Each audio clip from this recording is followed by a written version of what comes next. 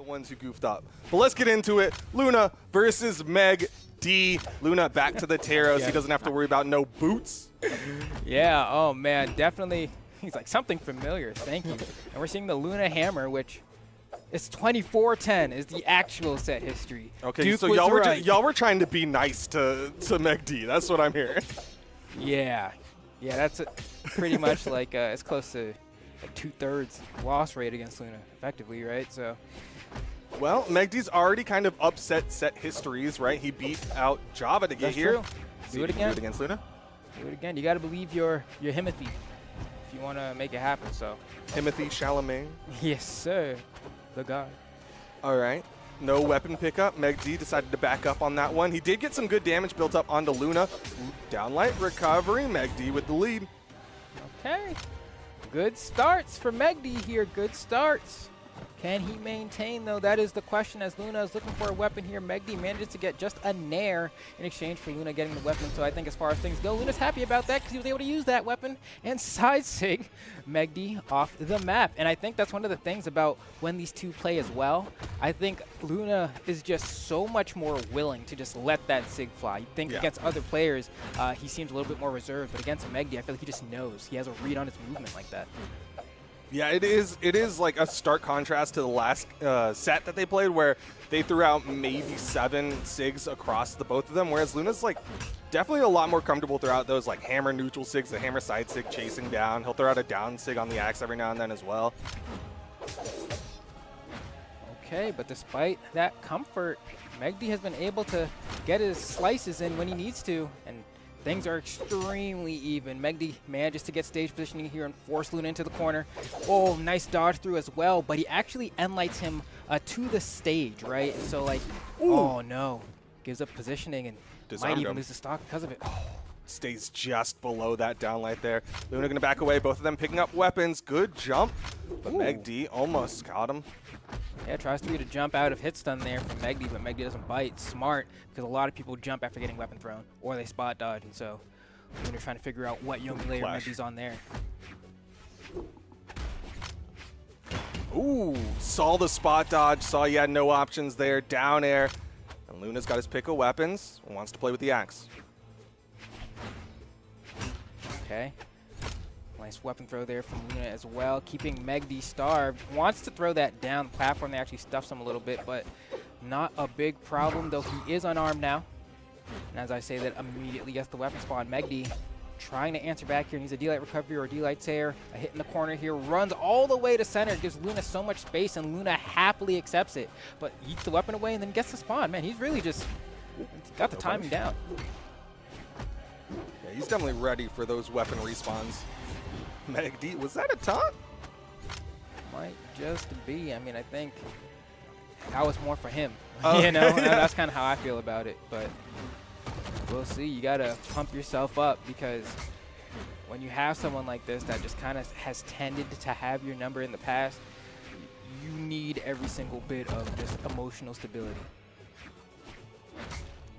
Blair. Whoa, that's behind.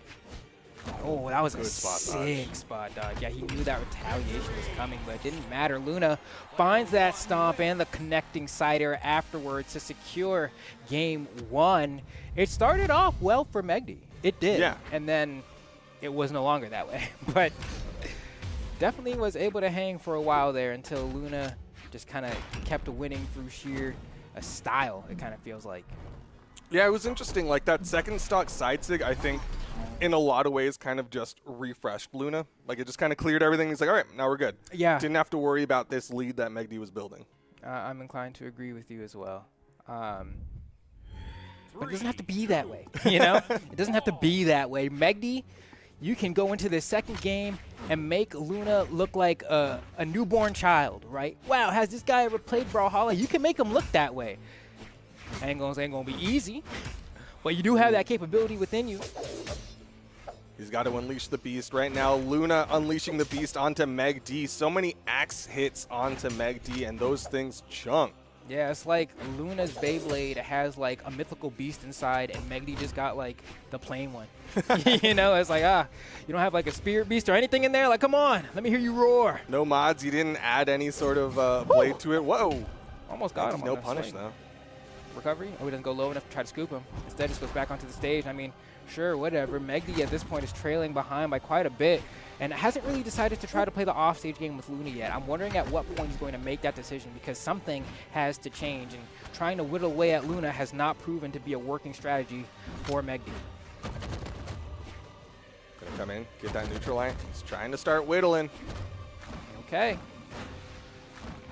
Oh, got caught on the jump. Luna just coming down, hitting that side air, juggling weapons, going to be sticking with the axe.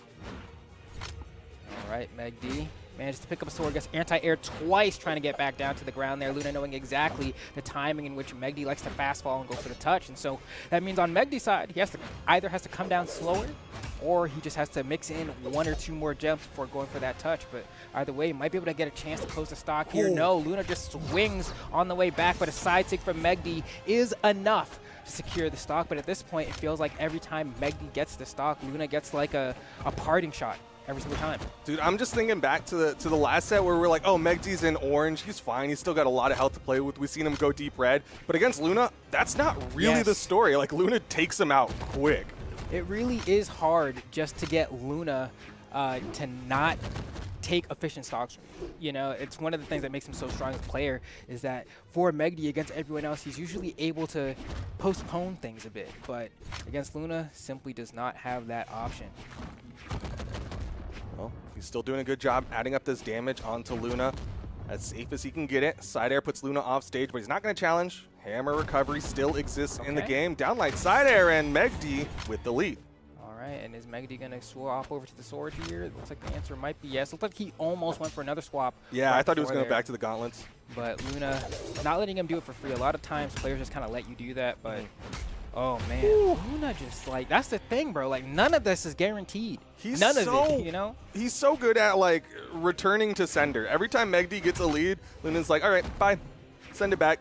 Yeah, and he's checking him on things that like for example, sidelight cider, that was true like 2 years ago, you know, but he hits him with one of those and then just runs over there and just swings again. And it's like, what, bro? Like, there's a certain level of like, it always makes people feel silly when they get hit by it. But we're at a level of play now where it's a genuine mix-up and not just someone who likes to always try to hit you all the time. You know, it's a little bit of both. I'm not going to lie. It's a little bit of both. Luna definitely gets a lot out of the momentum swings that comes from the nice feeling of dopamine that you get when you hear a clink of a weapon. But you know what? MegD, still doable. He's got the health relatively even. Nice nair. Oh, caught him out of the sky. Has some jumps here. Luna goes a little too far, but the recovery, and MegD is done for. Luna's up 2-0. And MegD, we're probably going to see a replay of that final stock because this is a situation that happens pretty commonly when you're going up against Hammer. And the number one thing you have to think is, I need to save my recovery.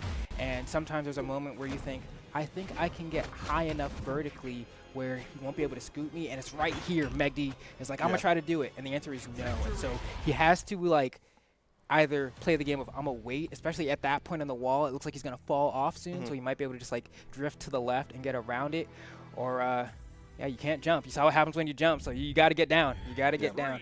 It's like a lot of people have the instinct to just mash and just try to get away as fast as he can. But really well done on Luna's part to grab him out of the sky with that end sig. Great reaction. Now we're going into game number 3.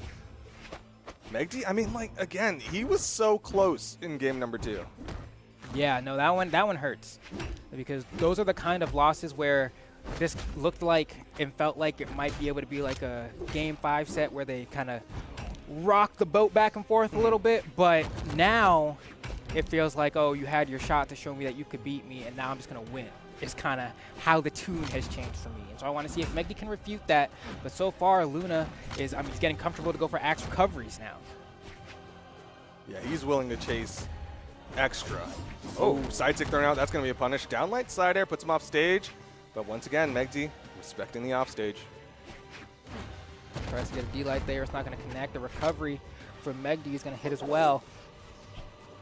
And Really, I just need MegD to get the first stock and get a little bit of extra credit, and then I think he might be able to maintain it. Might be. But we were talking about before about how Luna is so good at getting those stocks efficiently that even though MegD just got the first stock right there, I'm still a little bit hesitant that he can maintain the game plan that works against a lot of the people he goes up against.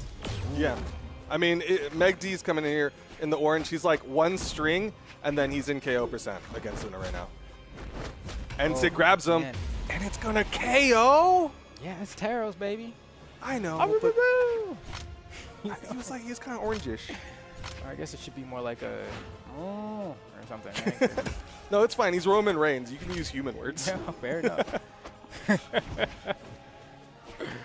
Second stocks. All right, Luna.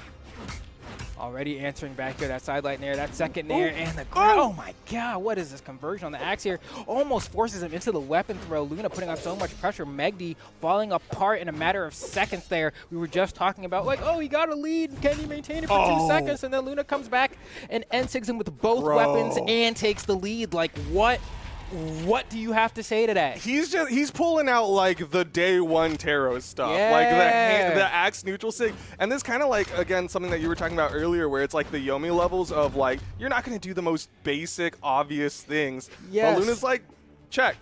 Are you paying attention? Do you remember who I'm playing?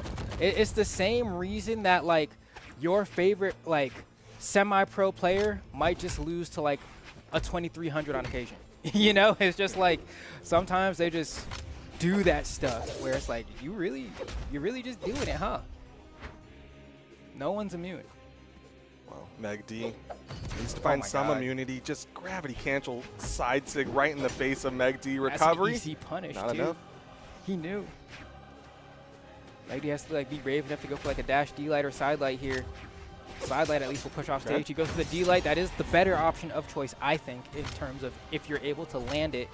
But can he bring it back? I mean, Luna just like really stole the momentum of the game in a matter of seconds. MegD missing the punish, but getting a second chance. And 4 hits unanswered is a good start to this to bring the damage roughly back to even. Luna misses his punish as well, which is a great break for MegD as he's racking up extra and extra hits. Great fastball to get past that side air. MegD got like 6 hits unanswered now. Gets the sword, that's 7. And a weapon throw only for Struggles 8. Luna has not touched him.